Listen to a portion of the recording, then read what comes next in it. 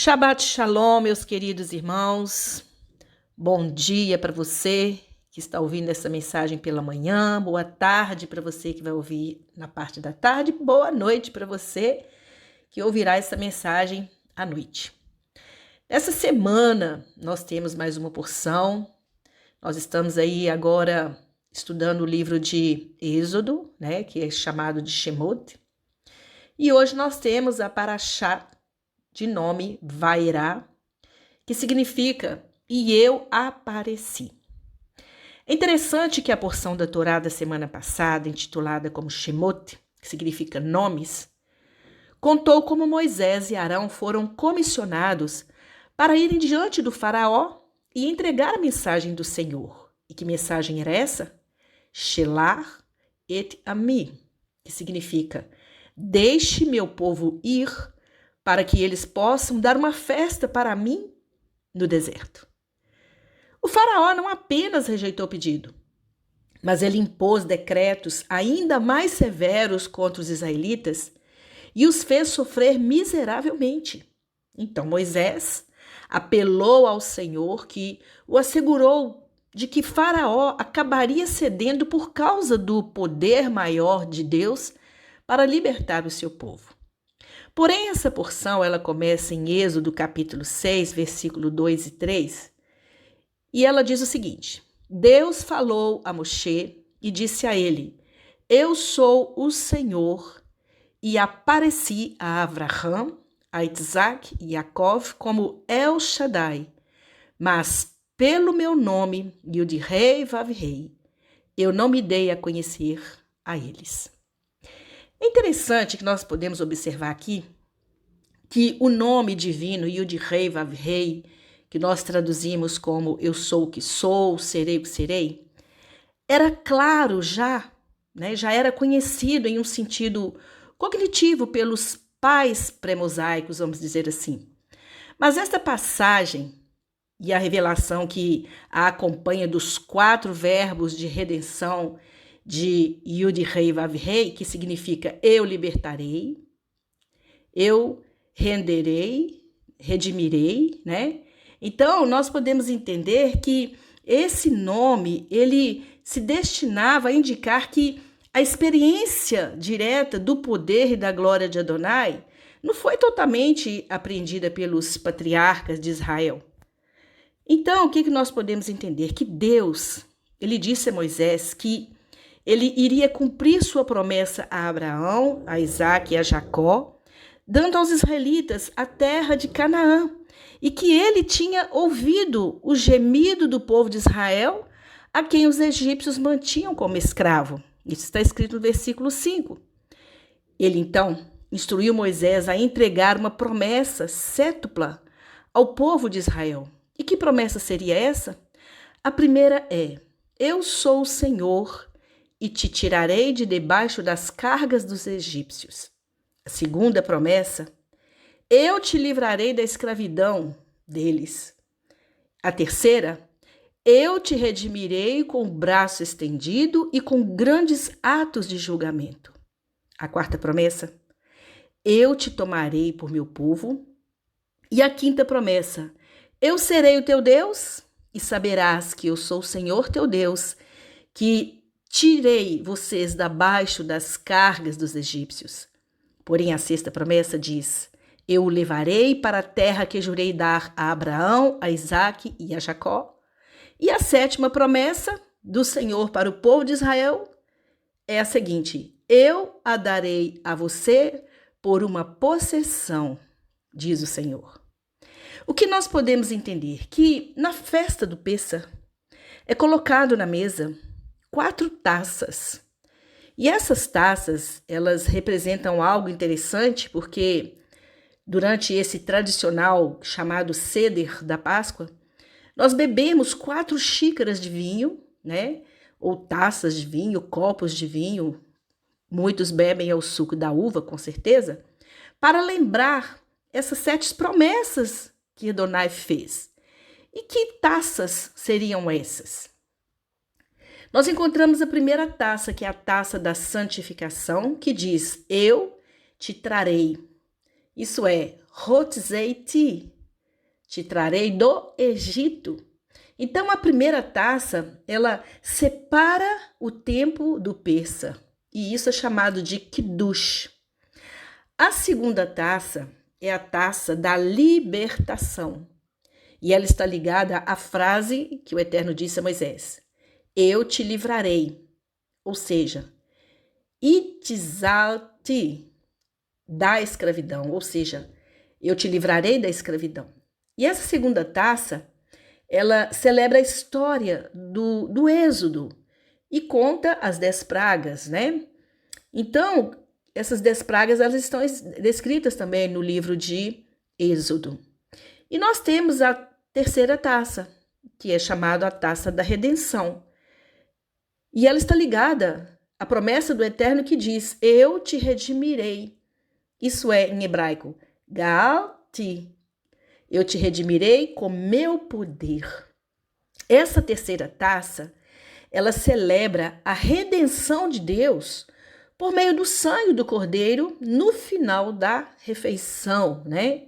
Quando é compartilhado ali após o aficamon ser comido. Então, esse foi o cálice que Yeshua santificou para comemorar o sangue da nova aliança que ele derramou para a remissão dos pecados. Nós vamos encontrar isso no livro de Lucas, capítulo 22, 20, e também em Mateus 26, 28. Mas nós temos a quarta taça, que é a taça da redenção. E ela está ligada à promessa do Eterno que diz: eu tomarei você. Ou seja, em hebraico é lakarti, ou seja, como meu povo e eu serei o Deus de vocês. Então essa taça, ela fecha o ceder do Pessa. Quando nós cantamos, né, uma canção, um Halel, visto que Yeshua disse aos seus discípulos que ele não beberia o quarto cálice, mas prometeu fazê-lo com eles no reino que viria. Isso está em Mateus 26, 29, que pode ser chamado de o cálice da restauração, visto que será totalmente saboreado somente depois, né? Porque a palavra diz em Romanos 11, 26, que todo Israel será salvo. Mas nós encontramos também a quinta taça, que é chamada taça de Elias. Os sábios que compilaram o texto da Haggadah é um livro, né, que nós seguimos nesse Seder do Pêssar, né, que é um cerimonial que é feito no jantar. Quando eles compilaram o texto da Haggadah tradicional, eles queriam adicionar uma quinta taça com base na promessa que diz o seguinte: eu te trarei. Em hebraico seria rebeti, ou seja, eu te trarei para a terra que eu jurei dar a Abraão, Isaque e Jacó, que está em Êxodo 6, versículo 8. Então, embora na época em que a Haggadah foi composta, essa promessa não havia sido cumprida, porque uma quinta taça foi, portanto, colocada na mesa do Seder como a taça de Elias, e sua promessa expressa o quê? Na esperança, que diz o seguinte: no próximo ano em Jerusalém. Porém, hoje nós podemos dizer o seguinte: no próximo ano, na Jerusalém reconstruída pelo Messias, porque Yeshua vai reconstruir essa cidade santa. Mas, a rigor, os sábios deveriam ter incluído também um sexto copo ao Seder, com base na promessa de que o Senhor Deus daria a terra para o povo judeu como uma possessão perpétua. Assim, amados, como Moisés contou aos israelitas as boas novas da iminente redenção de Deus, o povo não quis ouvir por causa de sua falta de ar, vamos dizer assim, e por causa da sua dura escravidão. O Senhor então disse a Moisés: entre, diga a Faraó, rei do Egito, que deixe o povo de Israel sair de sua terra. Moisés então protestou que, se os israelitas não o ouvissem, como ele poderia ter esperança de convencer o próprio Faraó? Então, o que nós vemos? Que a narrativa ela não fornece assim uma resposta explícita à pergunta de Moisés. Embora repita que Deus encarregou Moisés e Arão de tirar o povo do Egito. Isso está no capítulo 6, versículo 13. É interessante que a genealogia de Moisés e Arão é então dada a qual a qual função como uma espécie de prelúdio para a declaração. Porque o Senhor disse a Moisés assim: vê, fiz-te semelhante a Deus para Faraó, e teu irmão Arão será teu profeta. Você falará tudo o que eu te mando, e seu irmão Arão dirá a Faraó que deixe o povo de Israel sair de sua terra. Nós vamos encontrar isso escrito no capítulo 7, versículo 1 e 2. Então Deus disse que endureceria o coração de Faraó para que ele não os ouvisse. Ou seja, o que faria com que Deus executasse o julgamento sobre o Egito por oprimir o povo judeu. Ele diz: então porei minha mão sobre o Egito e tirarei meus exércitos, meu povo, os filhos de Israel da terra do Egito, com grandes atos de julgamento. Está no versículo 7 do capítulo 7, versículo 4. Quando Faraó se recusou a permitir que o povo viajasse ao deserto para adorar o Senhor, o confronto entre o reino do homem e o reino de Deus então começou. A Torá, ela nos diz que Moisés, ele tinha 80 anos e Arão 83, quando eles encontraram o faraó pela primeira vez. Isso está no versículo 7. E em sua primeira troca, o cajado de Arão se transformou em uma cobra que engoliu as varas semelhantes dos feiticeiros egípcios, que também está no capítulo 7, no versículo 9 e 13. Mas mesmo assim, o faraó endureceu o coração e se recusou a deixar os israelitas irem. Deus, então, começou a enviar uma série cada vez mais severa de pragas sobre os egípcios. E nós podemos ver que as duas primeiras pragas, que era transformar as águas do Nilo em sangue e os enxames de rã, foram duplicados pelos mágicos egípcios. E o faraó não se impressionou. Quando a terceira praga, que foi a praga dos piolhos, atingiu a terra, os mágicos ficaram com medo. E aí, depois que a quarta praga desceu, que foi o enxame de insetos, o faraó pareceu ceder e até se ofereceu para permitir que os israelitas adorassem ao Senhor sem deixar fisicamente a terra do Egito. Sempre uma ação enganosa, não é verdade? Depois que essa praga diminuiu, o faraó tornou-se obstinado novamente e mudou de ideia. Tanto que a quinta praga, que foi a pestilência, quanto a sexta praga, que foi os furúnculos, dolorosos, isso não mudou a opinião de Faraó. E para a sétima praga, que houve trovões, fogo, gelo, se combinaram para formar o quê? Um granizo devastador que matou grande parte do gado e a vegetação também de todo o Egito. Queridos, mesmo com tudo isso, apesar de Faraó ver todos esses milagres, ele permaneceu orgulhoso e impassível. É interessante que assim é a ação do Ra-Satã, não é verdade? Ele vê tanta coisa acontecendo no meio do povo de Deus, tantas maravilhas, mas ele não cede. Então, assim como depois de Faraó que não cedeu, nós sabemos também que Ra-Satã está aí, tentando trabalhar contra as nossas vidas. Deus então endureceu ainda mais o coração dele, preparando então o cenário para as pragas finais sobre o Egito e o grande êxodo de Israel no Egito. Mas eu queria fazer um adendo a essas pragas do Egito. As pragas do Egito, ou seja, Makot Mitzrayim, elas referem-se às calamidades que se abateram sobre o Egito pelas mãos do Deus de Israel, conforme narrado no livro do Êxodo. Como houve um total de 10 pragas distintas lançadas sobre o Egito, elas também são chamadas de 10 pragas, isso é, Eser Hamakot. Essas pragas também são mencionadas no Salmo 78, versículo 44, 51, e no Salmo 105, versículo 23 e 39, vocês podem estar lendo lá depois.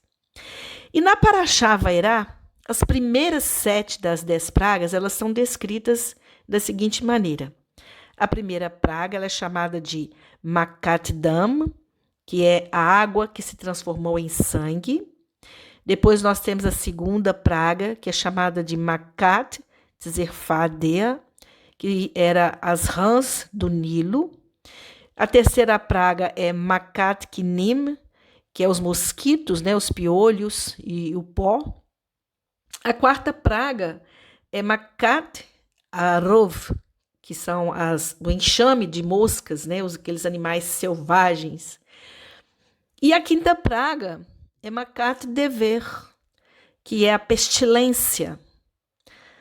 A sexta praga, Makat Sherim, que é os furúnculos. A sétima praga ela é chamada de Makat Barad, que é o granizo e o fogo. A oitava praga ela é chamada de Makat Arbe, que é os gafanhotos. E a nona é chamada de Makat Rocher, que é as trevas. E a 10ª praga, Makat Behorot, que é a morte do primogênito. Então, nós podemos ver que Êxodo 12, versículo 12, Deus disse o seguinte: executarei juízo sobre todos os deuses do Egito. Então, assim, as pragas são consideradas um símbolo da derrota de vários deuses venerados na mitologia egípcia antiga, né? Que é um verdadeiro ocultismo, porque a água se transformou em sangue, que era voltada à adoração ao deus Hapi, né? Que é o deus do Nilo. As rãs do rio Nilo também era direcionada a Heket, que é a deusa da fertilidade e da água. Depois nós temos também Geb, né? Que é o deus da terra. Nós temos também Kepri, que é o deus da criação, que foi os enxames de mosca. Nós encontramos a deusa Apis, né, que é a morte do gado, que é a deusa dos animais, representadas como um touro, que é ligado a Osíris, né, que nós sabemos aí na mitologia quem é Osíris. E a sexta, que foi as cinzas e furúnculos, era a deusa da natureza, da cura e da paz, que está relacionado à deusa Ísis. O granizo e o fogo está relacionado a Nut, que é a deusa do céu e irmã de Geb. A 8ª praga, que foram os gafanhotos enviados pelos ventos, está relacionado aos deuses da tempestade, escuridão e desordem, que é o deus Set. A 9ª praga, que foi os 3 dias de escuridão, está relacionada ao deus Sol, que é Ra, e também a Set, que é o deus das trevas.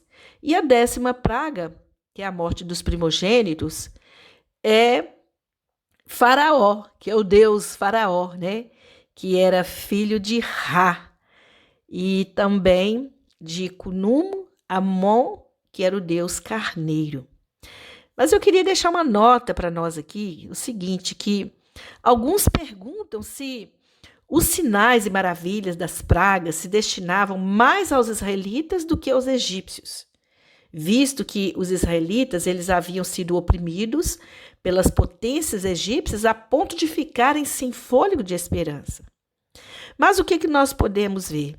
Que durante a porção, né, que é o Magid do Seder do Pêssar, nós também fazemos um cerimonial derramando, né, do segundo copo, enquanto nós recitamos os nomes das 10 pragas. E é por isso que surgiu uma tradição de recitar, né, 3 acrônimos, que é Detzakar, Adash, Be'arav, enquanto era derramado, então, o copo dessas 3 taças, né? O que nós podemos ver? Que há um midrash muito interessante que está relacionado ao cajado de Moshe. Onde Moisés conseguiu esse cajado? Que em hebraico é a palavra matê, que costumava realizar os vários sinais e maravilhas. Aonde Moisés conseguiu esse cajado maravilhoso? É interessante que, de acordo com os ensinamentos de Pirkei Avot, o cajado foi uma das 10 coisas que foram criadas no primeiro Erev Shabbat, ou seja, no crepúsculo. E havia letras hebraicas gravadas no cajado que formavam um acrônimo para as 10 pragas. Isso é, Detzah, Adash, Be'arav, ou Arav, né? O cajado ele foi dado a Adão no jardim do Éden. E ele o passou para Enoque, Enoque o deu a Noa, que por sua vez deu a Avraham, Avraham o deu a Isaac, e Isaac deu a Jacó, que o trouxe consigo para o Egito. Então, depois que Jacó morreu, José pegou o cajado e, quando morreu mais tarde, foi colocado no palácio do faraó. Assim, Jetro, que era um dos conselheiros do faraó, mais tarde adquiriu e plantou em seu jardim em Midian. Que história, né? Ninguém então foi capaz de removê-lo de lá até que Moisés veio e o removeu. Isso é um midrash, né? Então, quando Jetro viu isso, ele estava convencido de que Moisés seria aquele que Deus usaria para redimir Israel do Egito. Então ele deu a ele a sua filha, Zípora, como esposa. Não é verdade? Interessante que esse Midrash ele tem uma semelhança com a lenda do rei Arthur, né? Que fala sobre a espada de pedra. Mas aqui nós podemos ver algo pós-escrito, que é a centralidade desse êxodo. O êxodo, amados, é talvez o evento mais fundamental da história judaica. Além dele ser comemorado todos os anos durante o Pêssar, nós vamos ver em vários versículos escrito, né? É explicitamente mencionado no primeiro dos 10 mandamentos também, em Êxodo 20, versículo 2. E é lembrado todos os Shabat. Você vai ver isso em Deuteronômio 5, versículo 12 e 15. Ou seja, os festivais de Shavuot e de Sukkot, da mesma forma também derivam dele. O primeiro é relembrado a entrega da Torá no Sinai e o último relembrando o cuidado de Deus enquanto a geração do Êxodo viajava do Egito para a Terra Prometida. Então, na verdade, quase todos os mandamentos da Torá, incluindo as leis do tabernáculo e o sistema sacrificial, podem ser rastreados até a história do Êxodo. Mais importante ainda, o Êxodo prefigura e exemplifica a obra da redenção dada por meio do nosso Mashiach, da vida de sacrifício de Yeshua, o nosso Messias, o verdadeiro rei dos judeus e o cordeiro de Deus. E é tão importante quanto Moisés foi a história do Êxodo. É importante relembrar também que somente Deus pode ser chamado de libertador ou redentor de Israel. Deus, não Moisés. É justamente o foco da história do Êxodo. E é interessante que o texto tradicional da Haggadah de Pêssar nem mesmo menciona o nome de Moisés. Então, quando Moisés agiu com suas próprias forças, ele foi uma espécie de Messias fracassado, vamos dizer assim. Moisés ele precisava ser humilhado no deserto antes que pudesse aprender a reconhecer a presença divina. Foi somente depois de conhecer Yeshua, o anjo do Senhor, falando ali no meio do fogo, que ele foi habilitado para funcionar como um servo e mediador de Deus. Mas há um pensamento adicional, que é evidente que o propósito central da redenção de Deus é conceder liberdade e dignidade a seu povo. Como a história do faraó revela, Deus não é gentil com opressores, ditadores e outros líderes mundiais, né, megalomaníacos que negam a verdade e que procuram sempre escravizar os seres humanos criados à sua imagem e semelhança. Então, assim como Deus julgou o Egito por sua opressão e violência, ele um dia quebrará os governantes deste mundo com uma barra de ferro e os despedaçará como um vaso de oleiro.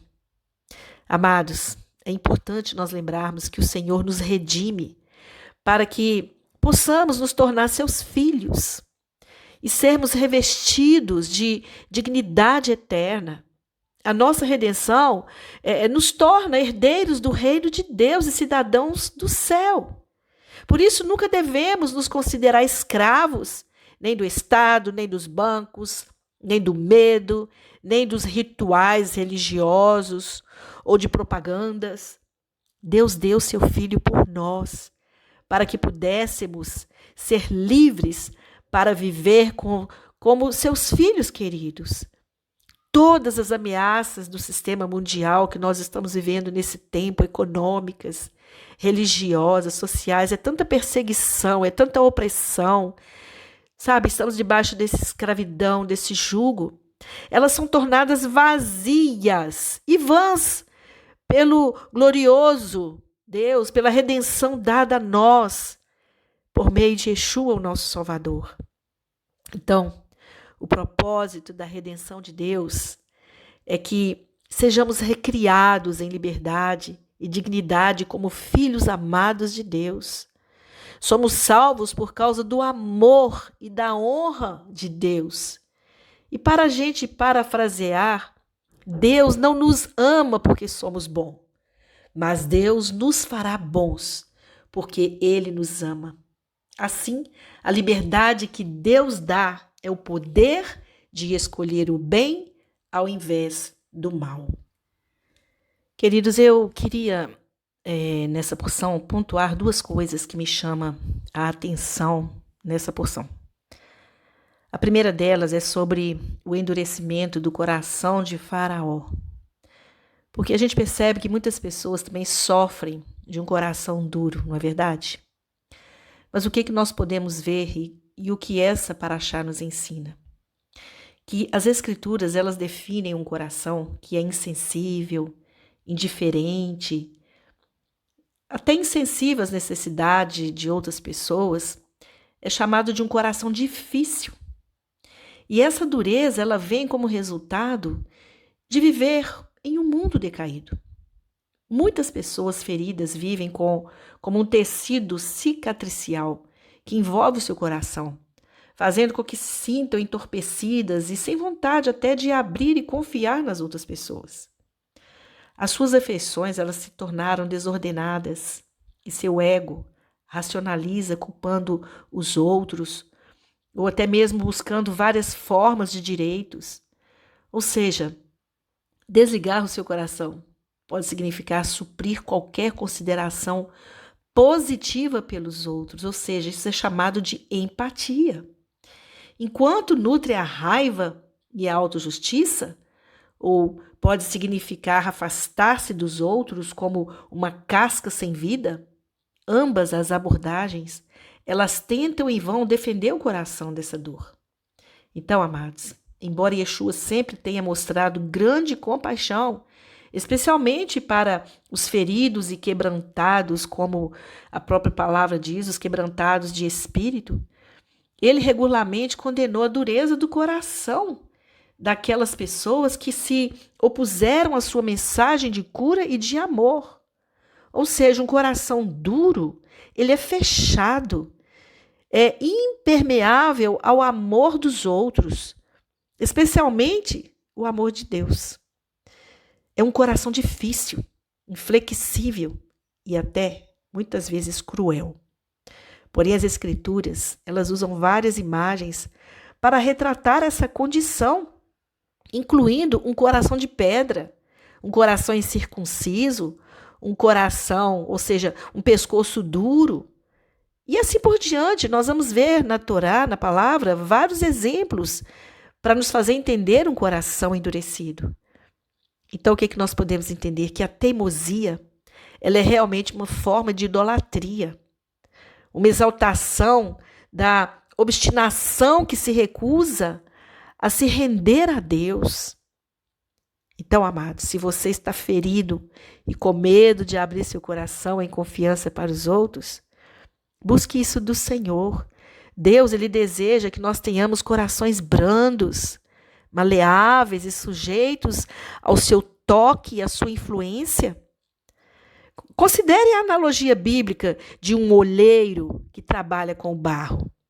A argila dura é quebradiça e difícil de trabalhar.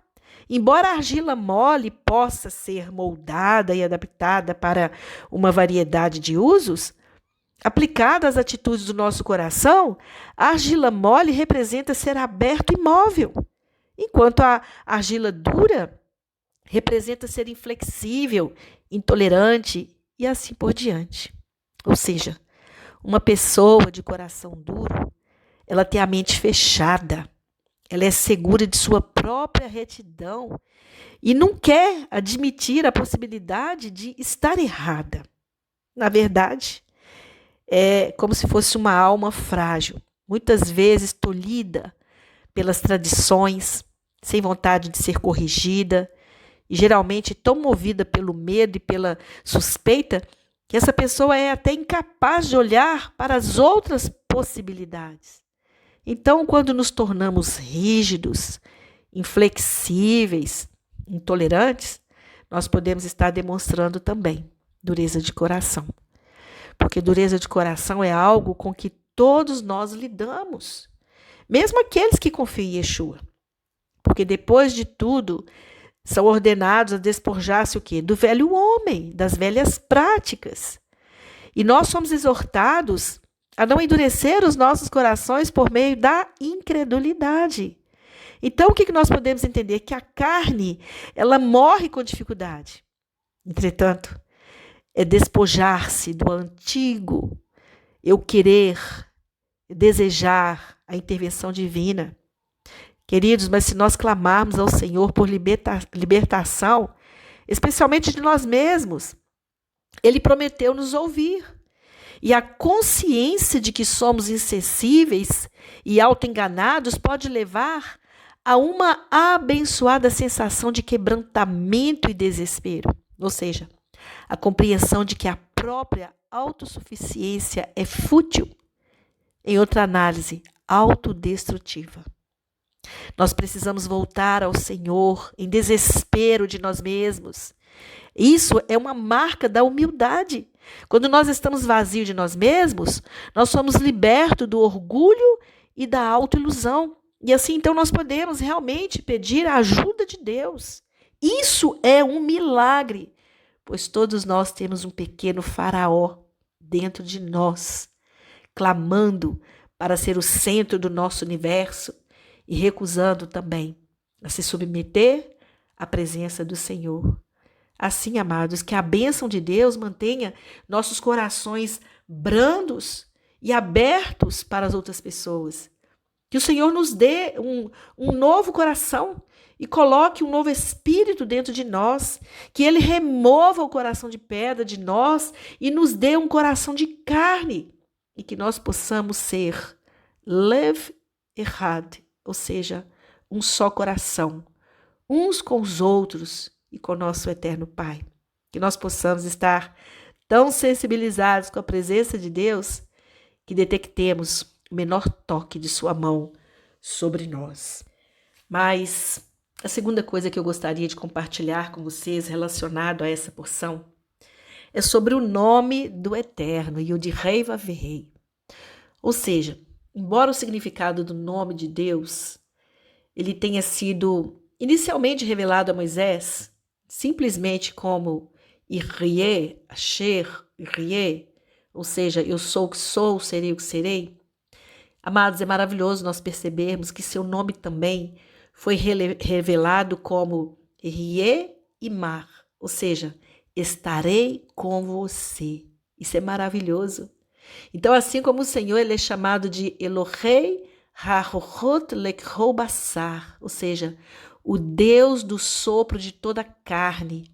Ele é a fonte do seu sopro, Nishmat Haim, o fôlego de vida que permite que você viva.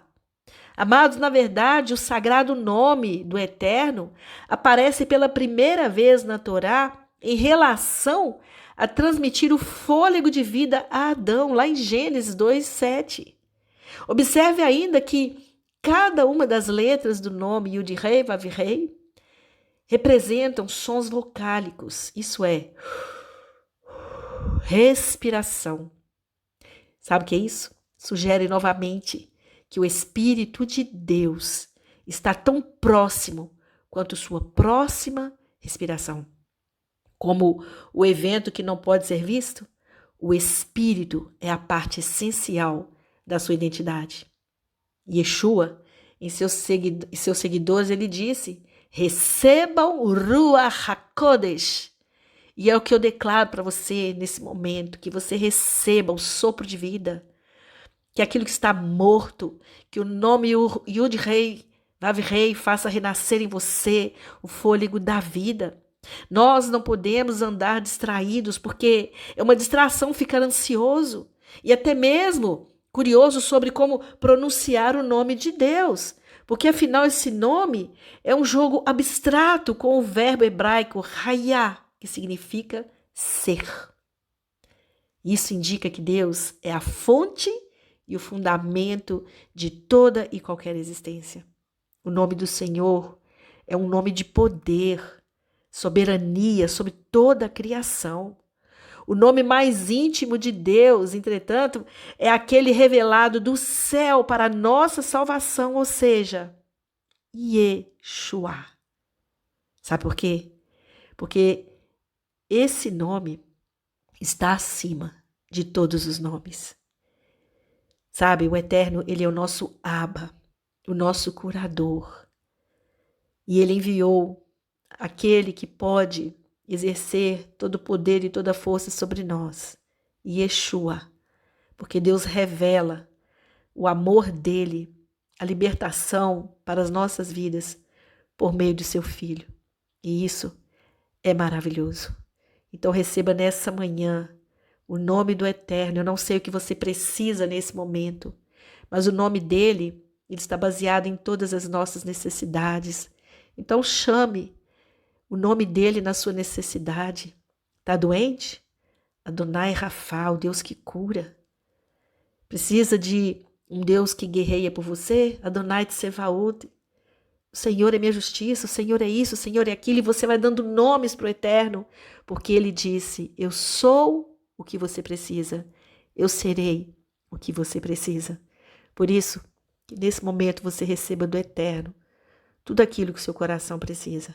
Principalmente o Ruach HaKodesh, que é o verdadeiro fôlego de vida que nos traz de volta à presença do nosso Deus, o nosso Abba.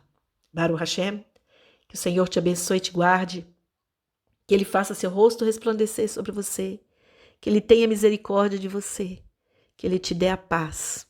Em nome de Yeshua, nós declaramos nesse momento todas as bênçãos eternas para a glória do nosso Deus. Amém. Shabbat Shalom, Shalom, Shalom.